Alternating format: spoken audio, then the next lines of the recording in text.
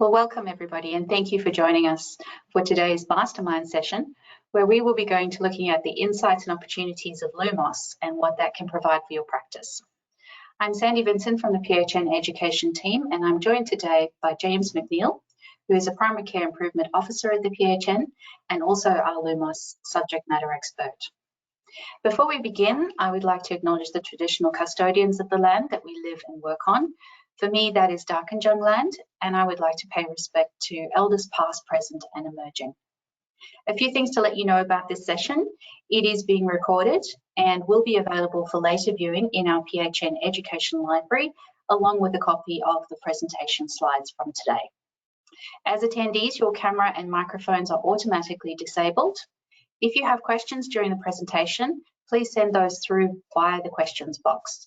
You'll find that located in your control panel. Send those through to us and we'll answer those at the end of the presentation. You're also going to get an evaluation survey that will come automatically to you. Please do complete that, as your feedback's really important to us. And now it is my pleasure to hand over to James to start the presentation. Thanks very much, Sandy. I will bring up the slides now. And if everyone doesn't mind, I might just take my mug off the screen to a bit less distracting for me, and we can concentrate on the slides.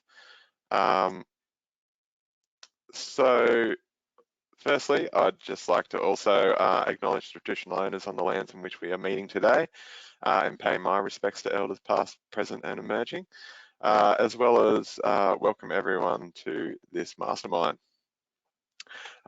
So today's Mastermind will quickly, get them going.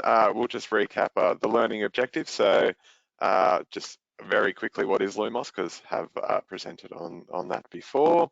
The importance of data and why it is essential in today's modern times.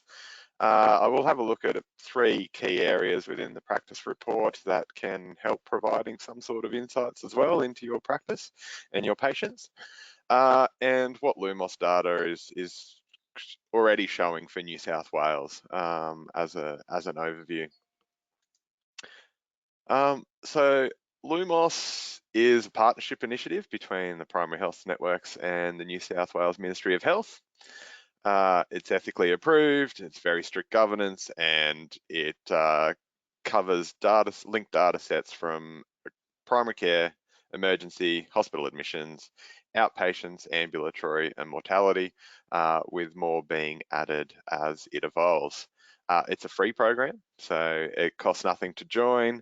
You already provide de-identified data through your QI-PIP process if you're participating in that. So it is really just redirecting or directing that additionally to the Ministry of Health to be able to combine with LUMOS.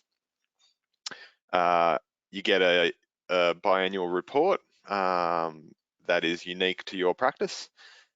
It's an exclusive opportunity to better understand your patient's journey through the health system, and unlike anything that has been provided before in this space, it's an opportunity to better coordinate healthcare across each sector where there's, I guess, opportunities and initiatives identified, and support evidence-based strategic decision-making, identify areas of need and prioritise allocation of resources.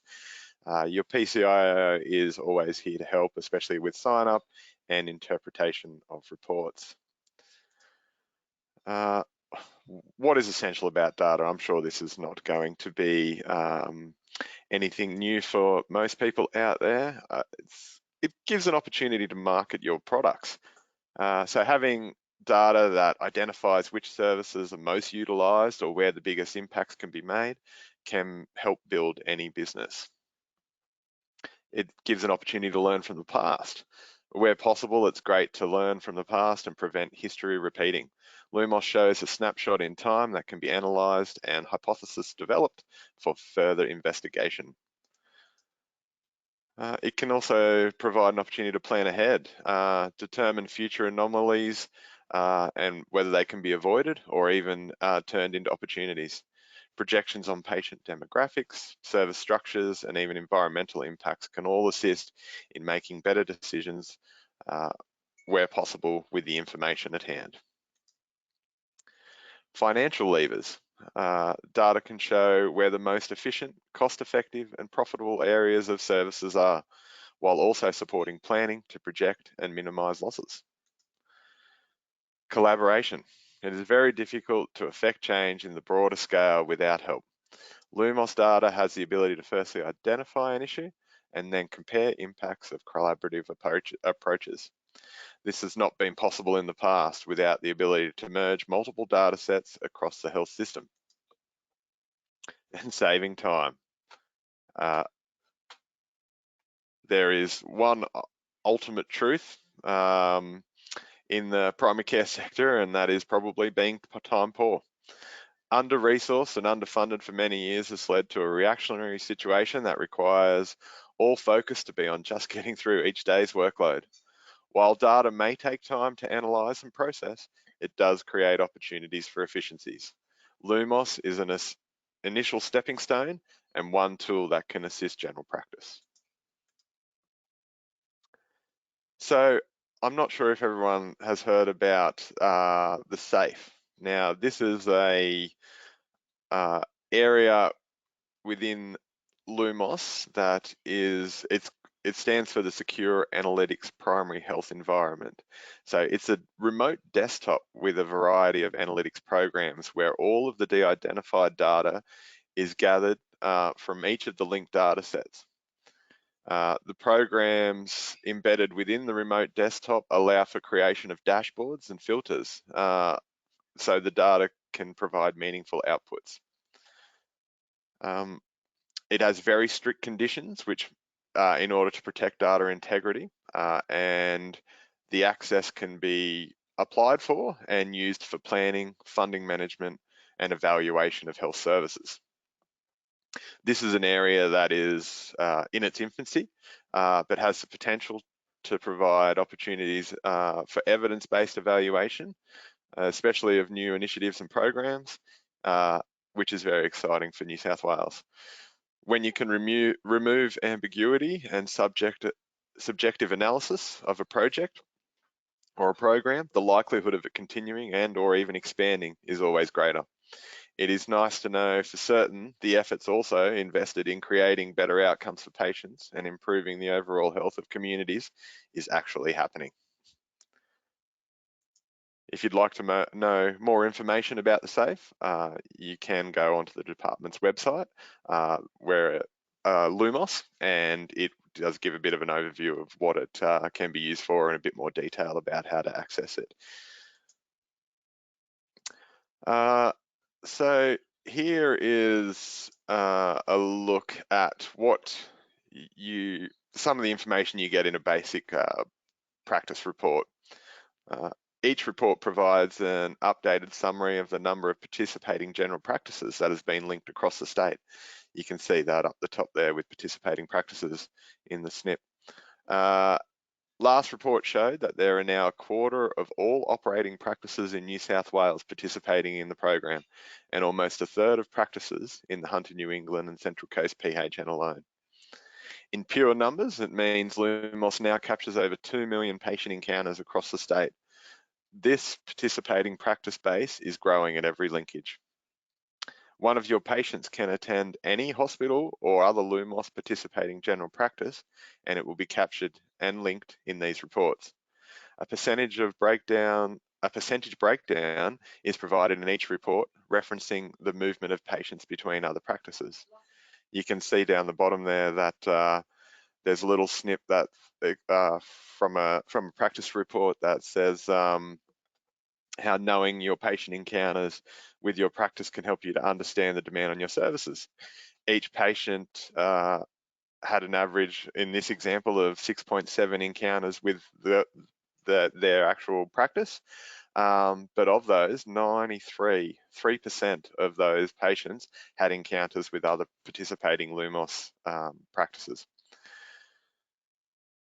Throughout the practice report, you will also observe that your individual practice patient data is plotted against the average PHN and state data. This allows for analysis against the averages after overlaying your specific practice dynamics. Now, this is a very important part when considering what insights can be gained from LUMOS reports, as no practice or patient cohort is exactly the same, but similarities do exist.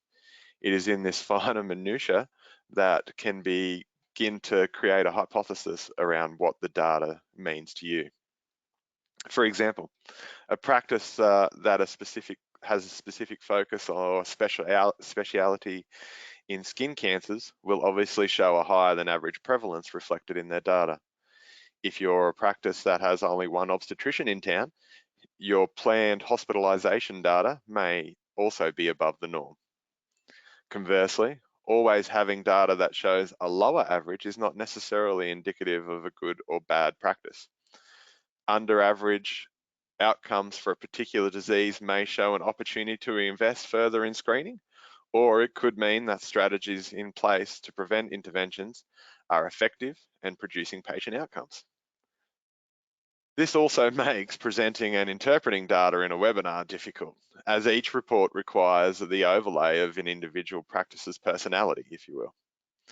Also, could I please reiterate that I acknowledge the stresses and strains that exist in this sector, and any suggestions, aka opportunities, presented may be a perfect world scenario, but I do not want to take away also from the creative and inventive aspects of those in the sector either. So now I'd like to delve into a few of the key practice report areas that can provide you with some meaningful insights. As described, this data, I like to describe these as data trends. As mentioned previously, these reports have a large amount of data which is presented at a very high level overview. So it is best to, I guess, use this as a tool to identify anomalies, apply your individual practice dynamics, and then decide if there's merit for further investigation into a particular area. This can be done using your own Cat4 program to drill further into current patient or business data and decide if there is opportunity to effect change. This may be disease-specific, MBS billing, or even data quality that can help identify patients and their needs. When you do receive your practice report, your allocated PCIO can support a review of the findings and assist with developing an interpretation report. This will help to combine the internal practice knowledge from a practice manager or wherever possible clinical staff and the learning of PCIOs who have training and opportunities to review several reports across their participating practices. So this slide shows disease prevalence, and each practice report will have a breakdown of your disease prevalence across your practice. This one is de-identified and taken from a practice which I've provided a little bit of an overview in those couple of key points down below. So this snapshot data was taken from the latest practice reports, which covered the October 2020 and to September 2021, which, as we all remember, was some of that peak COVID period. It's a rural remote practice. It has a higher than average male population, 50 and above, and a very high population of women between 20 and 35 years.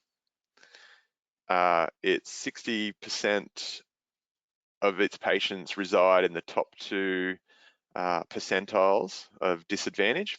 So that's a high number of their patients sit in that area. They have a high percentage of Aboriginal patients and a high incidence of ED encounters in all triage categories. So within each practice report, there is a section on ED, and it does break down the 1 to 3 category and the 1 to 4 triage categories as well. So this practice also has a high incidence of ED across all of those. And again, remembering that this was in a peak COVID time. However, it was still consistent with pre-COVID data also. So what might be some opportunities here? So when we look at the disease prevalence and also at another section of the report, which has additional diagnoses at hospital, it can provide some insights. It may reinforce quality screening and preventative treatments for cardiovascular disease within the practice. So obviously hyperlipidemia is a key area in screening, which is quite high compared to the average, but also has a high number of cardiovascular disease patients. But if we look at the additional diagnosis at hospital, it actually sits far under the average for the PHN and for this PHN and all PHNs. So it could be assumed that the practice itself is capturing these patients, diagnosing through quality screening. However, an opportunity may exist for preventative screening and early intervention for pre-diabetic patients. We can see here diabetes again sits quite high, a bit higher above the averages for the PHN and all PHNs. However, we're also seeing a high number of diagnoses occurring within the hospital setting. This could mean there's an opportunity for early intervention for pre-diabetic patients. We could look at recording of weight, which can be a good indication, and then also with BMI assessments as well.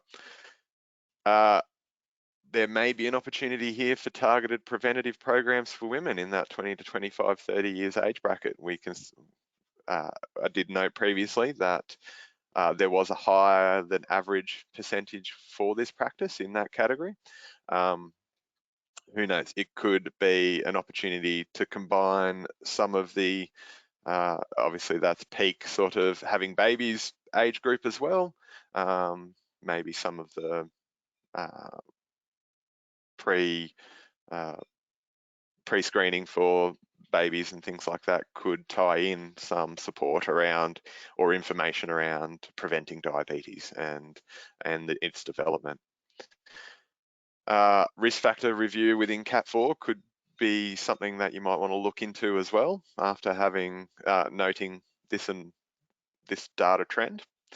And there could be an opportunity for some collaborative community programs as well, and evidence to show, this provides evidence to show the need. So there could be some collaboration outside with community health, with other things, to look at preventing the progression of this in the future.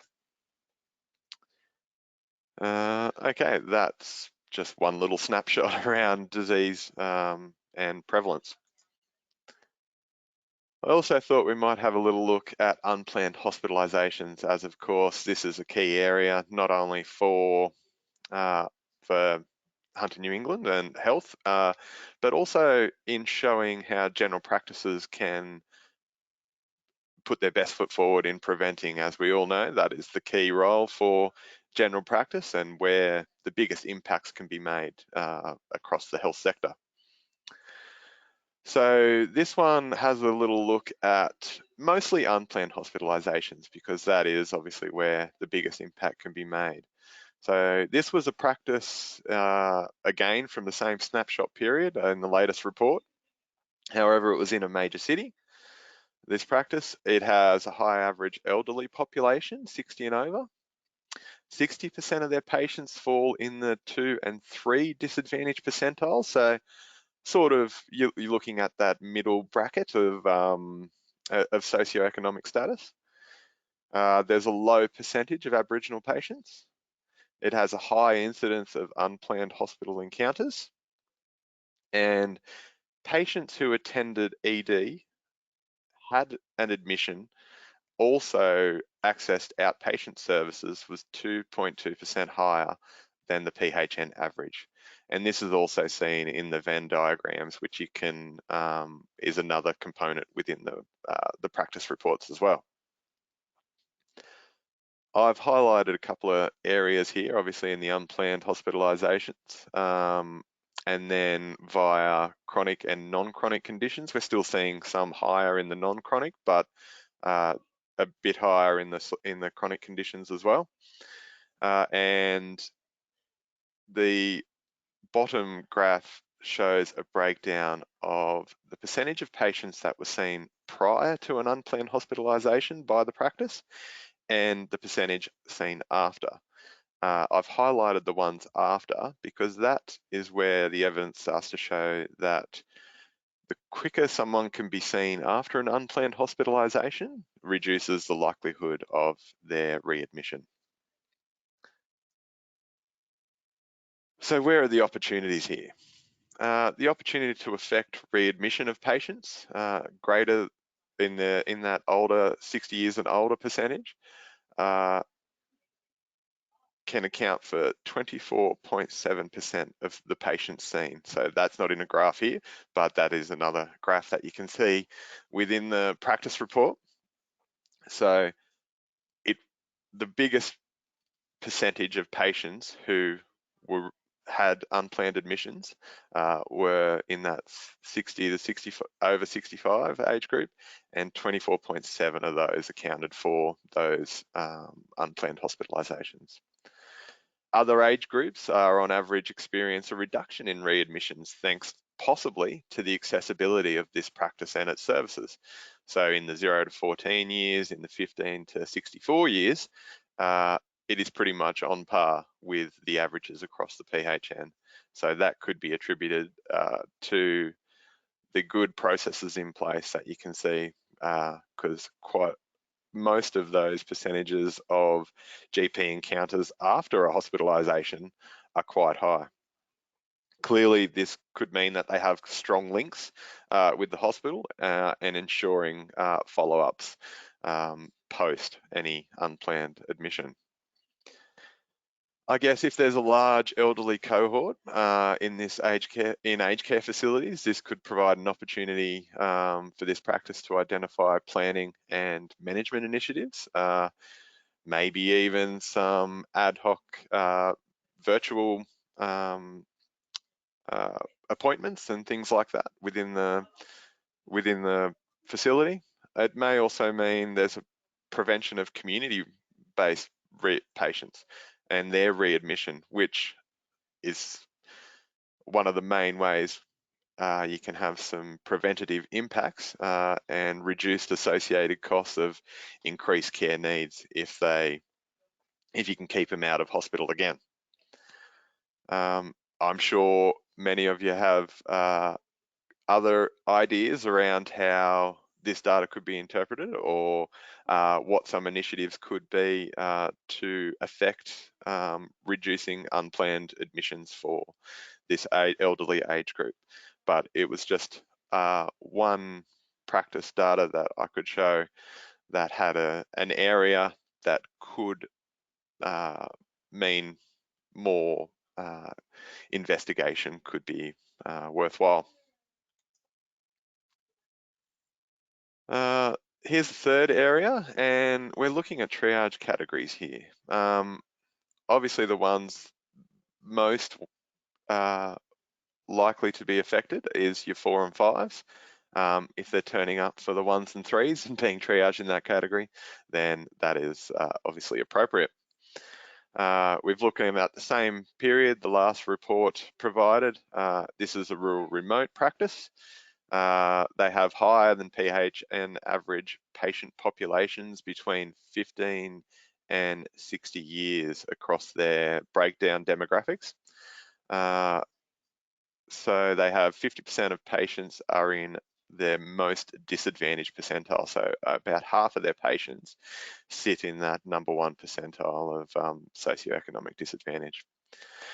It's also of note a co-located general practice with the hospital facility in that smaller town as well. So 2.2% of their triage category 4 and 5 sit above the average. We'll just go on to the next screen. So the opportunities here. There is maybe an opportunity to affect presentations at the ED. As I said, it's co-located. So there could be a number of anomalies that are occurring here.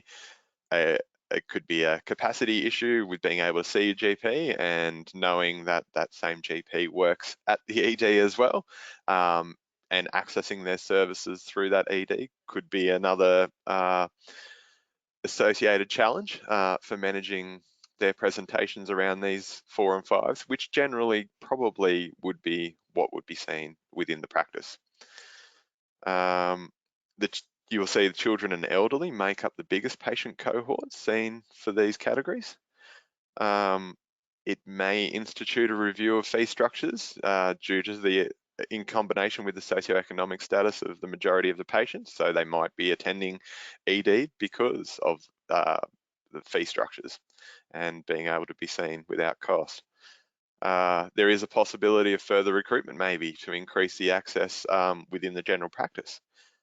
There's also maybe aged care agreements or management planning within the community or within aged care facilities that could also create some sort of agreements around what is appropriate to attend the ED at a particular time.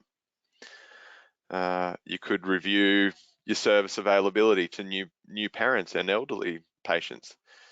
Potentially nurse-led clinics that target education and health literacy of each of these categories could be an initiative as well. So maybe tying in some education for new parents around not forgetting the Panadol and what is an appropriate temperature and when to seek further advice, and providing some leaflets or information around that could help prevent some of that attendance around the 0 to 14 years and lower that. How are we looking for time? Okay, so I'll quickly move on. Some of the LUMOS data in New South Wales has started to be collated and some meaningful insights gained. These can all be found on the LUMOS department website for New South Wales Health.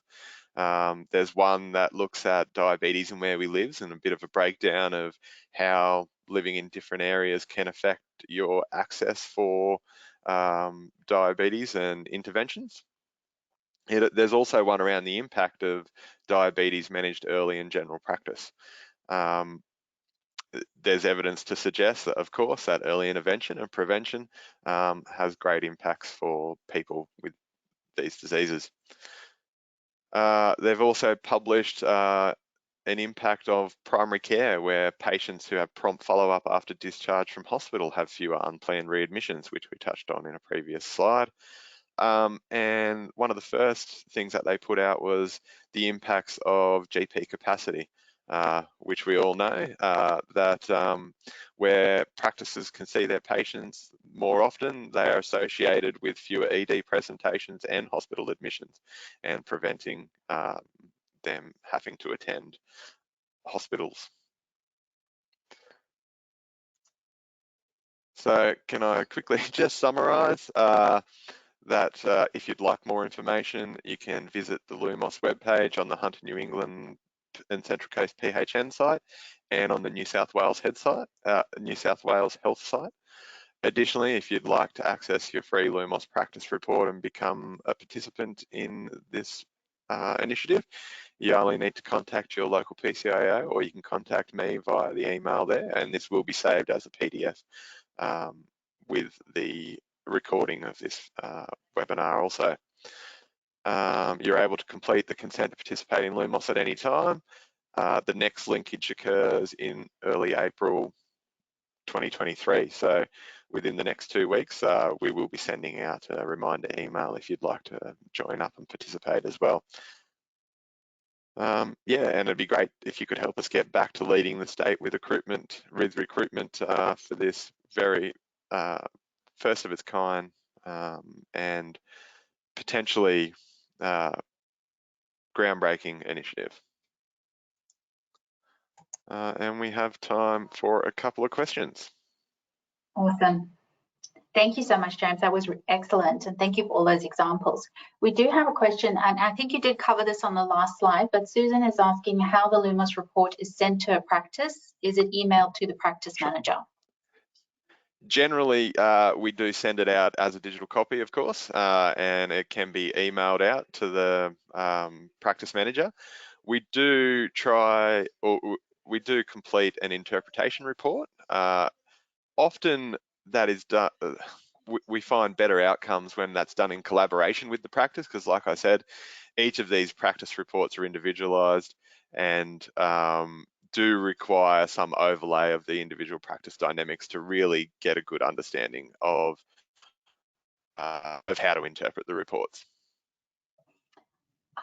Thank you, Susan. And just further, Susan's saying, does it have to be requested or is it sent automatically? If you're participating and a report's received, it is sent automatically, and then we'll bring a printed copy usually to the practice and try and go through it with them and try and find any initiatives. If that's not the case, by all means, email me if you think you should have received a practice report, and I can investigate that.